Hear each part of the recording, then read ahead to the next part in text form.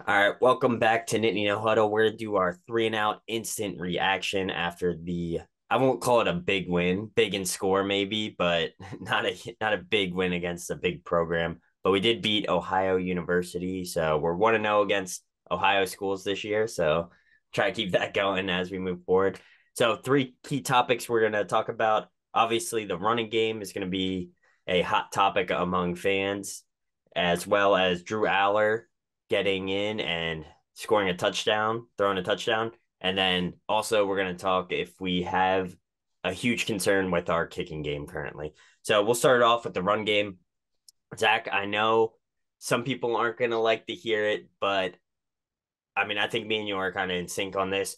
Our run game, stats wise, looks great, but take away some of those big runs downfield, and we really weren't as dominant on every run, basically on those 5 yard runs that we'd like to see consistently over and over again. So I'll let you take it away and let me know your thoughts on our run game.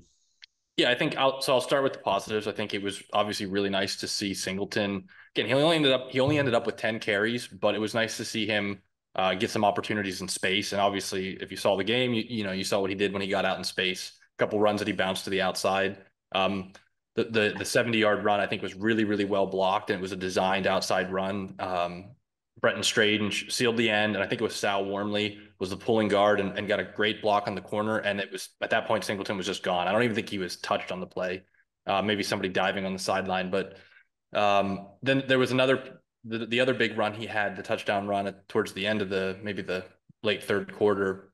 It was a designed inside run. The line blocked really well. There was a hole right up the middle, and he just bounced outside, and there was two unblocked uh, edge defenders for Ohio, and he just beat him to the corner. That play for me was a little bit more indicative of he's just faster. He's just more athletic than those guys. You'd like to see him, follow the design of the block. But in any event, to your point, he had a 70-yard touchdown run, he had a 48-yard run, and he had a 30-something run, I think. And I hate to be the guy that's always like, well, if you just take away the good, but you keep the bad, we saw a little bit of that type of argument with Clifford at the Purdue game. But if you take a few of the big pop plays out that you're probably not going to get when you start playing the Ohio States and the Michigans, it didn't feel to me like we were dominating the line of scrimmage to the point where we were getting 5 or 6 yards a pop consistently every run play, like you would expect a Penn State or Ohio State or Michigan State to get when they play a MAC team. So again, I'm not trying to sound the alarm, because at the end of the day, we got Singleton in space and gave him a chance to do what he can do. And I think that's really important going forward, just knowing we have a guy that has that extra level, that extra gear. But I'm still a little, I would like to see a little bit more domination at the line of scrimmage, and maybe we're just being greedy. But that was something as far as the run game that I noted. Obviously, Singleton was the leading ball carrier. He got 10 carries. Allen had 6 and Lee had 1. So one thing we've talked about in recent weeks is, what's going to emerge with the running back room and who's going to get the carries and who's going to have what role. And it's one game. You saw them obviously send Clifford to the showers pretty early. So maybe there a little bit of that was going on with Lee, just in terms of we don't need him today. So let's not overuse him. Let's let Singleton and Allen shine. But that was a little interesting to me, just as far as usage. Something to throw into the run game, I guess. It was nice to see that Drew Allar, despite having the look of sort of more of a statuesque quarterback that's not going to run a lot, there was a big fourth down on one of the drives that he had came in the third quarter, 4th and 1 or 4th and 2, where they run basically a QB power, and he just blasts a couple guys and picks up some extra yards after contact. So while he's certainly not going to be your prototypical option QB, it was nice to see that he's got some level of athleticism and probably can develop that as he gets older, and he's not afraid to run. So that's something I noted, just to kind of keep in your back pocket as we go forward. All right. Yeah, all good stuff there. Like I said, with the running game, yeah, we saw Singleton get out in space and just be that 5-star running back we've been looking for. But those plays where he's getting free on the edge and he's just making guys miss and burning guys, like we're typically not going to see that against better opponents, especially in the Big Ten. So I would have liked to see just a little bit more running between the tackles, and I really want to see more under center snaps and get him running downhill. But you can't be upset when you have a guy. I mean, you have the stats. How many yards did he have? 185 or something So like he that. had Give me a second here. On 10 carries, he had 179 yards. Yeah. So like, you can't be upset when you Yeah, have a he guy he was rush for good. almost And 50 even to yards. my sort of unfair, well, if you just take out the big run, even if you take out the 70-yard run, he had 9 carries for 100 yards. So I mean, it's hard to nitpick. It's just one of those games where when you're and Penn State's not even ranked right now, so maybe Mhm. maybe maybe now all of a sudden we've got our expectations higher than they should be. But when you're playing Ohio, it's sort of one of those things where if you win comfortably, it's like, okay, that's what was expected. If Yeah, you're it's able to run the ball, that's what was expected. So it's maybe a case of sort of like higher expectations than we should expect. And at the end of the day, and you saw it early, this team, this coaching staff obviously loves the pass game. We've got a stable of receivers that I think they really like. I think we saw some more of them today. We'll maybe talk about, and we've got a tight end room that they really like. So we're probably always going to be a pass first team, and that's maybe just the way it is.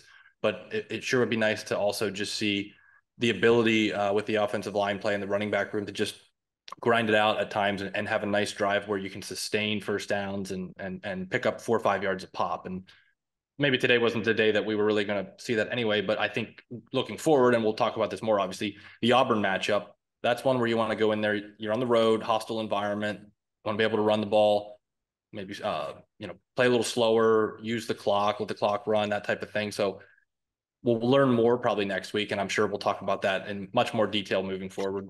absolutely. Yeah, go looking forward, we can't be too critical. We took care of business, 46-10. We got our starters out, you know, comfortably in the third quarter.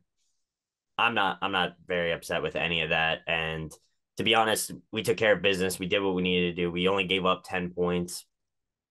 That's like a win all around, in my opinion. So I'm pretty happy with our team and the performance overall. We'll move on to talking about Drew Allar. And just a side note with Drew Allar, we had two quarterbacks complete receptions to 17 different receivers, which is kind of crazy. So Three uh quarterbacks actually, when you count Vayu in there too. I'm not oh sure if yeah. So he maybe didn't. We may have had 17. I'm not sure who exactly caught the Vayu passes, but right. It's still kind of crazy. So we definitely got the depth rotation. Like I said, I don't want to be too pessimistic. I'm just worried that these big wins against smaller schools, we still are showing some flaws. And I think Allard played very well. He made the throws he needed to. He stepped up in the pocket. He ran well. But again, it's against Ohio. So I think getting him that experience is absolutely critical, especially when we go on the road to Auburn next week. We could see, I mean, Clifford is injury prone. So you never know. He's just one blown, block away from getting absolutely destroyed in the backfield. And we saw him, our O line, get beat pretty bad sometimes today. So it's nice to know that we have Allar in waiting, and he definitely looks like he's going to be that dude come next year. And if he gets the chance to prove it this year, I feel very confident that we have a very strong quarterback room at this time. So I don't know if you want to talk about Allar's performance at all. yeah, and I'll just kind of segue off your last comment there, which was my takeaway from the Purdue game was there's a lot of folks out there that say start Allar, play him, launch Clifford into the sun, and there's some folks out there, maybe not as many of them, but I think you're one of them that really kind of comes to the defense of Clifford. And my takeaway was a bit more in the middle, which is I really like our quarterback room. I like the depth we have. I like that we know what we have already. Last year, and Franklin kind of owned up to this. We talked about this in the last podcast where he answered a lot of reporters' questions about rotations and different pieces and personnel pieces, and the answer was always, "I'm building depth. You might not like it, but we're going to play guys and we're going to build depth." I think this was obviously a great game to do that, and I think for me, it was notable to see how quickly they went to Allar. I think it was only 26-7. I'm thinking it was Yeah. 26-7 when they went to Allar, which, if you can recall James Franklin of old, they one of the many, for some people, Faults. flaws that he had or faults that he had was he would, and I hate to fault him for it, but he would coach to the end of the game, starters play. We're gonna, the best example I can come up with is the Georgia State game, which I want to say was like 2017 or 18. Penn State had a shutout going, and Georgia State was trying to kick a field goal in He like with iced like a the couple kicker. minutes left in the fourth quarter, and he ices the kicker, and that's all well and good. But it showed some maturation for me that a lot of coaches might say we've only given up 7 points. I want to play the starters on defense and really just I don't want to give up more than 7 points. I want to preserve this score or if you had a shutout or whatnot. But they went to the bench early and often. I think early in the first quarter, we were commenting amongst our guys that we chat with about Penn State football.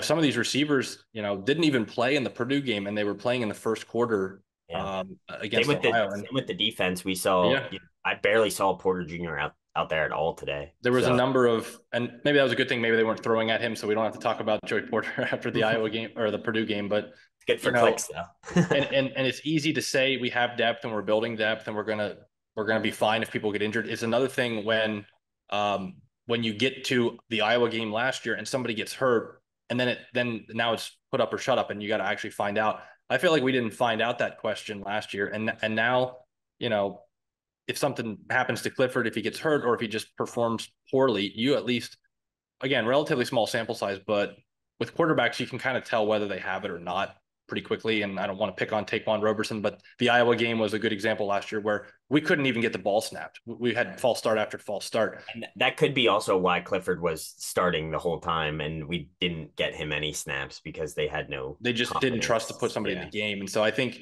again, even if you're the biggest Allar fanboy, and I think there's a lot of reason to be excited about him, the takeaway is he's probably going to get some snaps, whether just from the coaches getting him packages or Clifford's going to get banged up. And Franklin now is more trustworthy in the quarterback room where they're not going to feel like we have to play an injured Sean Clifford to give us a Right. chance. We can move in another direction, whether for this game or long term or whatever it might be. It gives the team options, and and it's not the type of option where some quarterbacks or some teams, when the starter gets injured, they bring the backup in and they throw away 90% of the playbook, and it's just I form, ISO, handoff to the running back, and it changes what you're trying to do. I think with Allar, he comes in and we're doing everything the same. There's not a whole lot of change. We're still running the offense, which is big too. Right. Yeah, I agree. I was happy to see Aller come in, and I'm happy to know that we have our quarterback of the future, it looks like, in Aller. So that's all well and good. I don't want people to think that we're like Aller haters here or anything, No, but I think I'm happy I think for he's him. looked really good. Yeah, I I really think think he's he's looked really good, but great. I don't, again, unless we talked about this before, we're not at practice, so I haven't seen enough to say he's definitively giving the team a better shot at winning than Clifford. But Right. I think he's in the mix. I mean, I think he's Yeah. there. I think he's close. And iron sharpens iron, so maybe that'll help Clifford, get the target on his back. I need to perform. So yeah, that's all good. And then we'll talk about the last piece, which is really the only struggles I saw is our kicking game and not our punting, because our punting is phenomenal. I think we may have one of the best punters in all of college football right now. Some amazing punts coming out, but our field goal team did not look very good today. So I don't know if you want to talk about that at all. Yeah, it's again, it's sort of small sample size. The big thing for me is the extra points. You just feel like you can't be missing extra points. I'm trying to think the field goal that he missed. I know he made one and missed one, and I'm trying to recall how long the field goal that was missed. He didn't miss it by a lot. It I'm was honestly, 42 yards, I think, and he yeah. pushed it to the outside.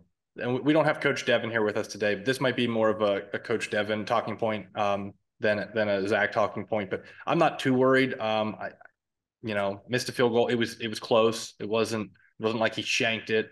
The extra point is for me more of like that we can't have that, because you go down to Auburn next week. It's Yeah, probably we going to be need it's going to be a one score game or absolutely. less. The kicking game's got to be, and a great example, and you referenced it, you were all over it.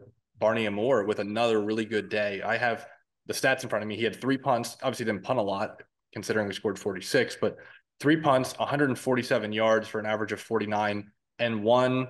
I think the commentator referenced it as like a perfect sand wedge or something into the green, because it probably landed at like the 3 and bounced straight up in the air, came right back down. I mean, he's The just three been. inch line or the I've well, maybe I'm not even giving him enough credit, but it was it really was really good. honestly I thought it hit the line. That's how great of a Yeah, I punt it mean, through 2 games, he's been great. The Gunners are getting down there and generally know where he's punting it and finding the ball. So the whole operation has been the really process good. is And like we key. talked about before, and we'll probably beat this to death over the course of the season. If parlaying the punter into a good defense, that's just such a deadly combo.